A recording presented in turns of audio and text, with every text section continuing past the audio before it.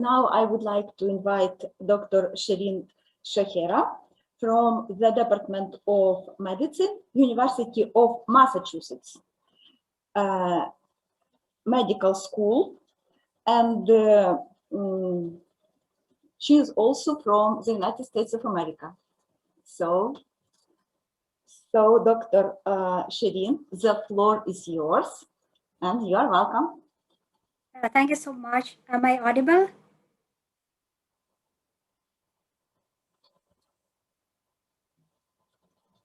Am I audible? Yes, we can hear you. Yes, of course. Oh, okay. Yes. Yeah, I was kind of confused.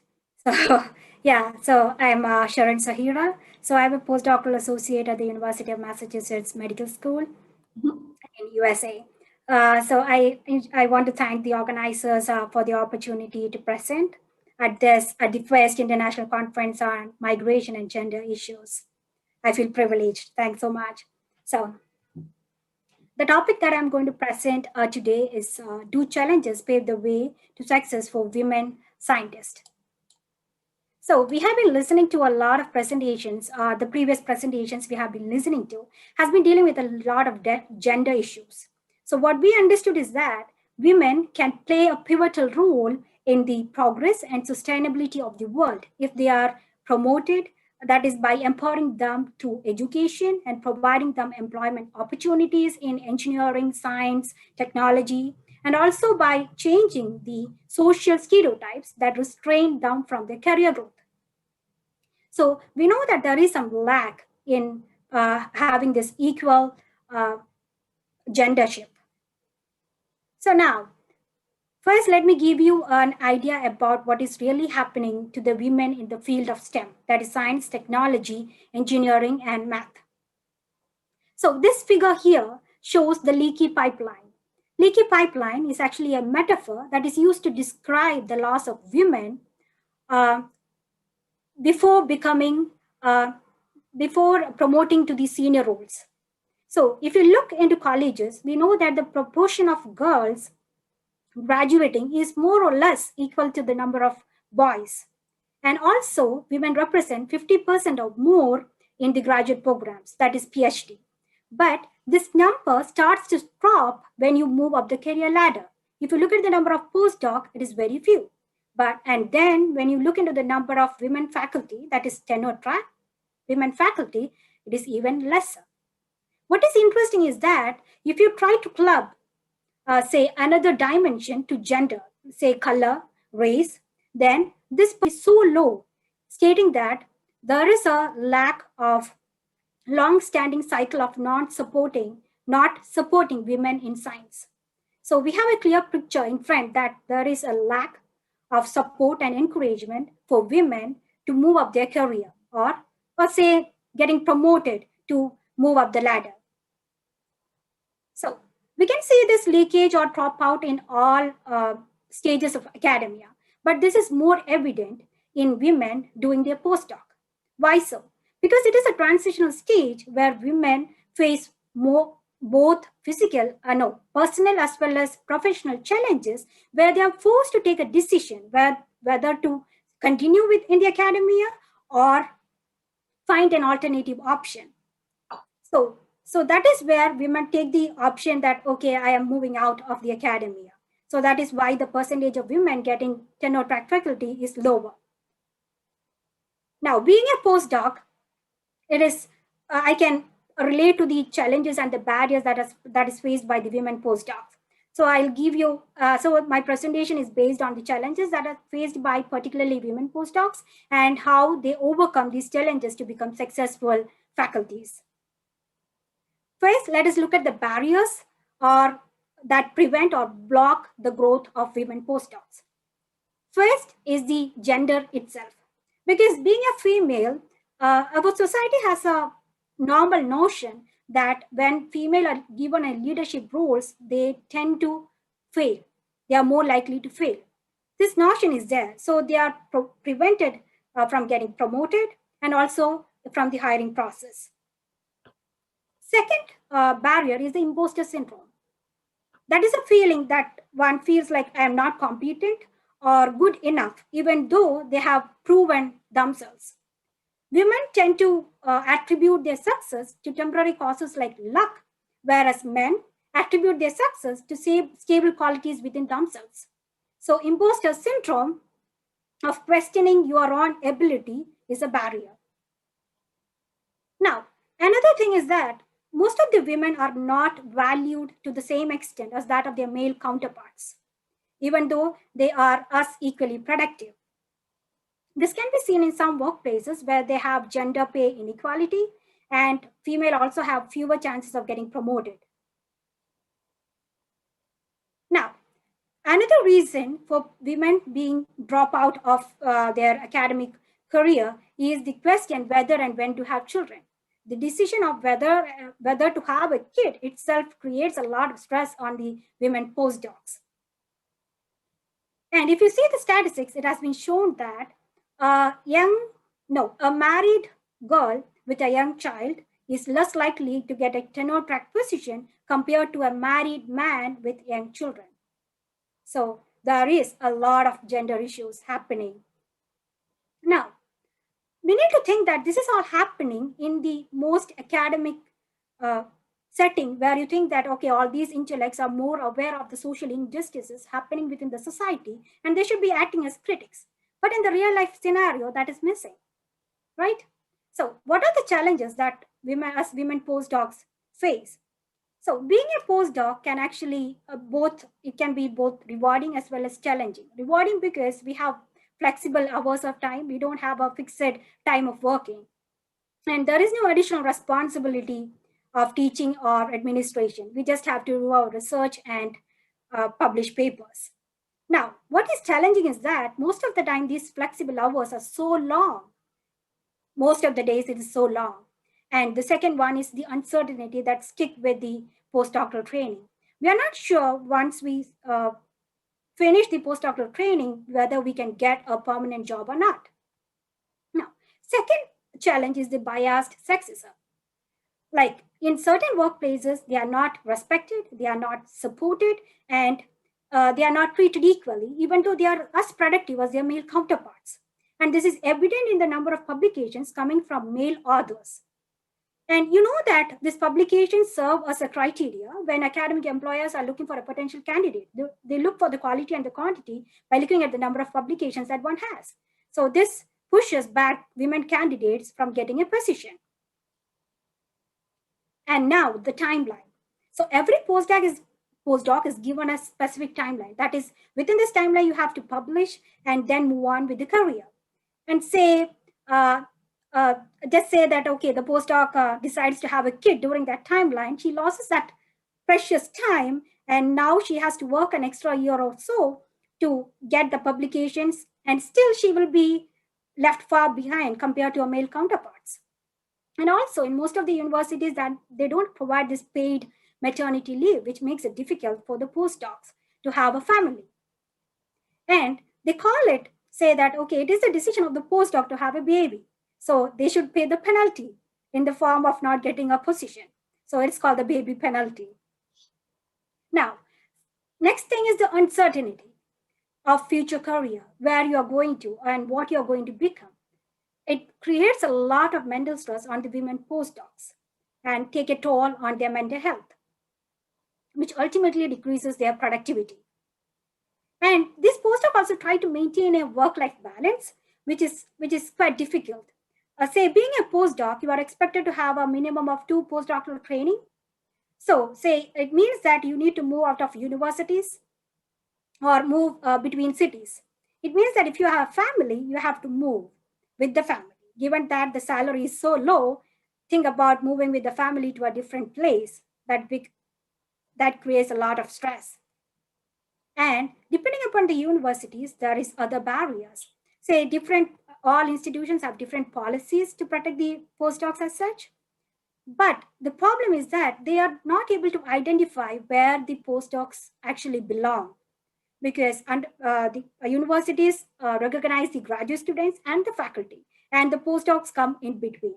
So it becomes difficult which group or how to deal the issues that are faced by these postdocs.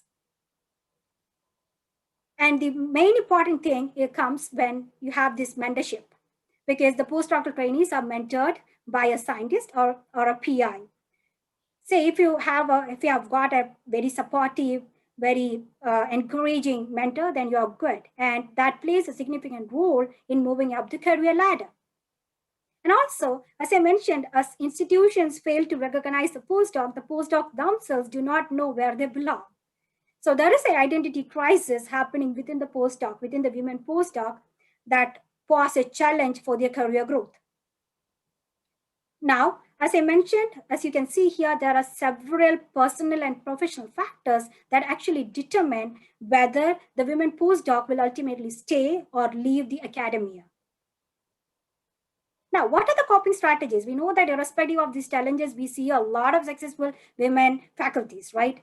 So what are the different coping strategies that we can implement? So mostly these coping strategies should come at the individual level. We need to be self-confident, hardworking, and very much dedicated. And you can see that highly career-motivated female postdocs are persistent, independent, have a high self-esteem. And you can also engage in self-recreation activities, hang out with your friends, feel relaxed, so that it will boost your confidence and everything. And also engage in exercise, which will improve not only your physical health, but your mental health as well. Now, what can the institution do to help the women postdoc or support the women postdoc so that they stay within the academia? Now, the first and foremost thing that the institute should provide is the support for childcare. Because the postdocs, once they become a mother, they are looking for an affordable childcare, and that too near to the workplace. That doesn't happen in most of the universities. And second is a supportive work environment. You need to have, even though the male postdocs or the co-workers should be supportive so that they work as a team for uplifting all the postdocs. And the universities should also think of pricing or increasing the salary so that they feel confident that even though I am in the academia, I will be well supported financially. And they should also be given mentorship outside of the university so that they know what are the chances of getting new job prospects. And also this postdoc should also go out, present, and participate in scientific conferences so that they get to know more people, so that they can make a network. And also they no longer feel they are alone in this fight. And also I feel the institutions should intentionally implement policies that look at the gender issues, if there is any, and policies that can support women postdocs to get promoted and grow in their career. So what is the take-home message from my presentation? We need to keep in mind that women still face barriers in achieving equitable representation in academia compared to their male counterparts. And postdoctoral year that poses a specific challenge and is brought about by a cocktail of factors, as I was explaining. And these barriers and challenges put the women at risk of falling prey to the leaky academic pipeline. So these intrinsic factors and the extrinsic factors can improve the work-life balance of the women postdocs, which ultimately will improve the productivity of them and stop the leakage. Now, we can all hope that in the near future, we have more representation, more women representation in all positions in the science field. I thank everyone for their attention. Thank you. Thank you very, very much, dear Shirin. Your presentation and your research in general is so important for us. Very, very much important. Thank you very much for your wonderful idea, your wonderful presentation, and your results for everything. Thank you very much. And I think we have some questions. Okay. First of all, I would like to ask you why you decide to to choose this topic. I know why, but I would like to listen from you first of all. Yeah, because being a postdoc and have seen people, I have not experienced personally to tell you, but hearing stories from other fellow postdocs from my institution as well as other institutions, like not having a supportive mentor, having the thought of, because I have seen women postdocs who are kind of tend to put on when to have a kid.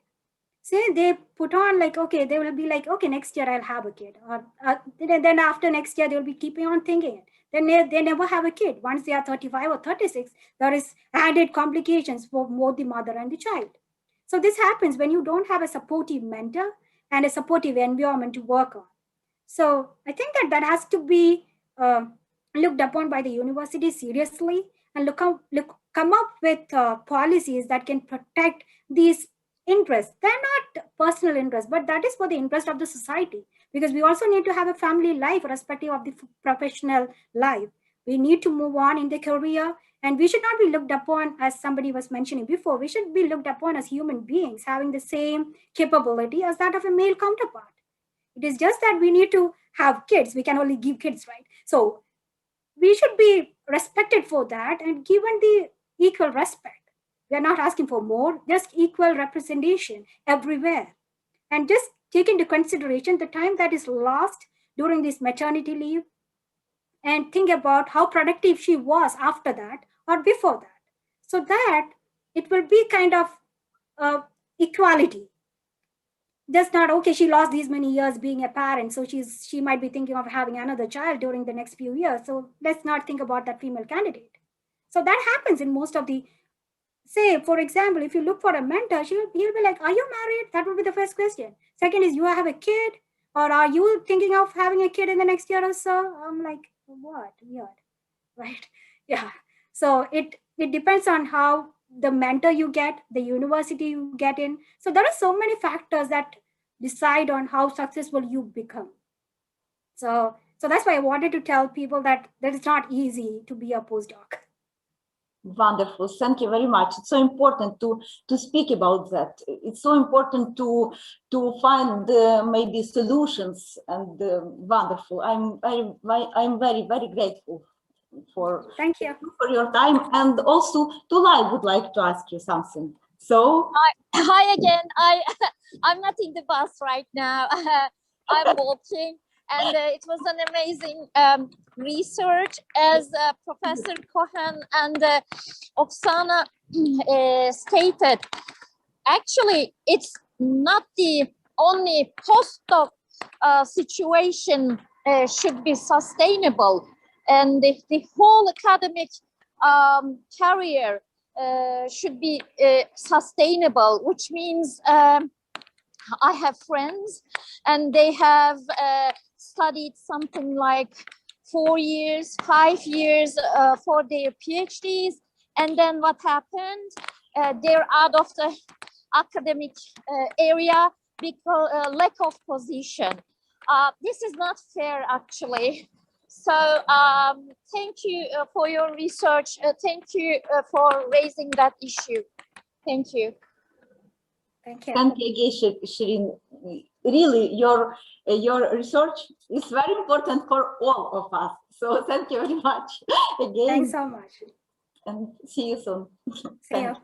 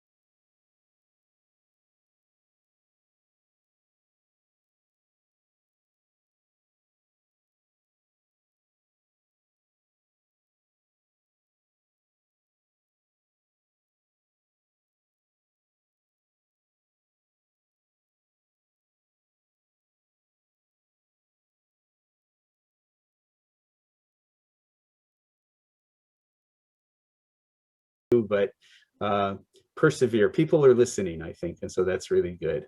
So.